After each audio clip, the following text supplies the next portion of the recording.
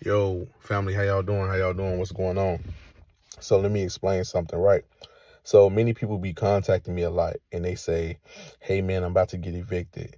My landlord try to kick me out. What ways, when dealing with discharge, what methods can we do, right? Let me explain something to y'all, right? When y'all dealing with discharge of debt, right?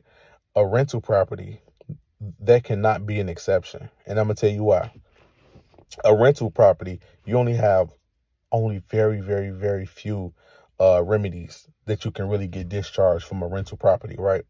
And the ways and the processes that you guys going through is not necessarily suitable for discharging a rental loan, because imagine you don't own the property, you are renting the property. It's almost like being in an Airbnb and wanting more time on the Airbnb and try to file certain documentation, but in reality you don't own it. Let me give you an example of eviction versus foreclosure.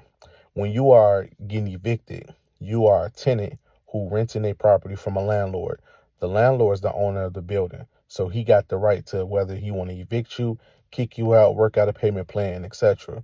Now, a foreclosure on the other end is totally different, right? Now, a foreclosure, you own the property. A foreclosure, you have absolute rights to the property. A foreclosure, you have the deed to the property, right? So there's no limitation on how long you can live there. There's no limitation or no loan agree. I mean, no lease agreement. There's none of those things. So some of the loopholes and remedies that you will have with foreclosures is expansion, right? It's an expansion of things you can do, right? Number one, if you was a homeowner, right, and you ever found yourself dealing with a foreclosure, you can do one thing, right? And this is actually legal, right? And all of it's legal, but I'm just trying to give you an idea of which one you actually can do, right? So, which you can do all of them, but I'm just saying like which one is the most feasible to you, right? So you have one of them would be an adverse possession claim. You can legally file for an adverse possession on your own property, and by you making an adverse possession claim, you are the only person that making a claim as ownership of the property. So say for instance, in every state requires you to have and obtain a property for a certain dispensation of time if the actual owner is not present. So if the owner is not present, they can't pretty much make a claim against the individual. But in the case where you do an adverse possession on your own property, it is not actually the same thing, because what you're doing is you claiming to be the owner and you are the owner of the property. The only difference between you and the bank is only the person who's the lien holder. And so if you was to file for an adverse possession and you put that on the record, now the court would transition the argument. So now it went from being foreclosed home to now you making an adverse possession claim. So that's an entirely different process. Another way you can have remedy when dealing with foreclosed properties, right? If you're in foreclosure status, you can change the ownership of the property from your name and put it in the name of a trust. So not only will you take your name out of it, you will include a trust name. So say, for instance, say if your trust name was Shipping Trust, right? So your name that's on the deed of trust and the warranty deed will be taken out, because you can draft your own title or deeds with the state. All you have to do is get you a title template, fill out the title, and re-record it. So once you re-record it, you can exit. You can take out all of the previous recorded titles and you can put that, and that will be your proof of ownership, right? It's all public records. You can do it.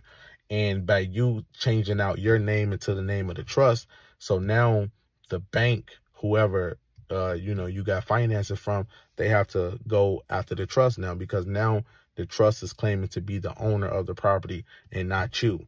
So when you own the property, you have many different remedies.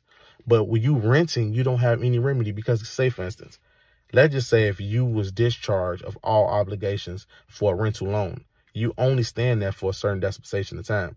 So if you have a 12-month lease, after 12 months, they can lawfully just kick you out the property.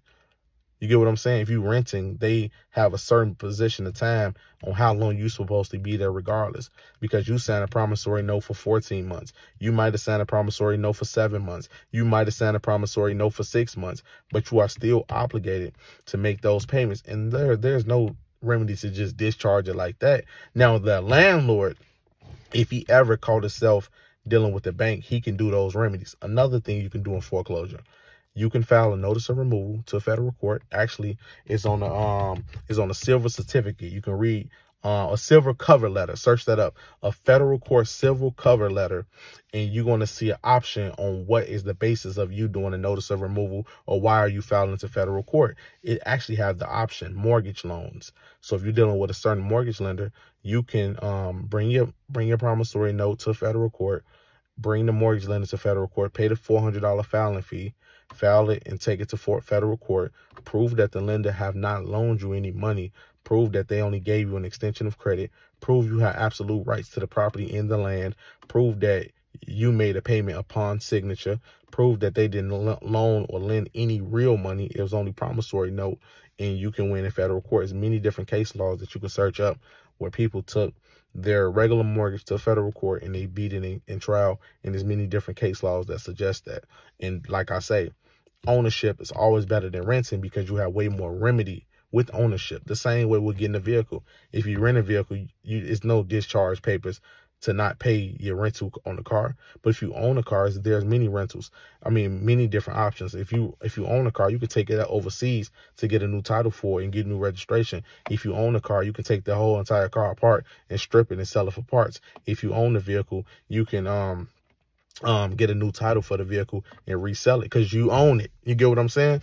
And no one can file and say that you stole it or say that he hiding it because it's yours. Only thing that will be affected is your credit report and your credit profile. You get what I'm saying? So you have to understand the difference between the two. Evictions versus foreclosures, two different things. You're talking about one is being ownership, the other one is being rented. One of them being renting, one of them is ownership. So you have to decide which lane you're stepping in, because you might bump into a lot of gurus just telling you stuff, but you're not understanding the full ideal of it. You don't own the property. Why do you want to try to get a property that you don't own discharged, and you only stand there for a certain dispensation of time? Even if you're struggling, all of the forms that you guys trying to file is not acceptable, because you got to understand the person who accepting the payment from you is not the system. It's the individual landlord. Now, when you want to deal with the more system aspect of it, going to court or filing certain promissory notes, then you would deal with your mortgage lender to do that. You get what I'm saying? So it's totally different with the two. It's totally different. I'm out.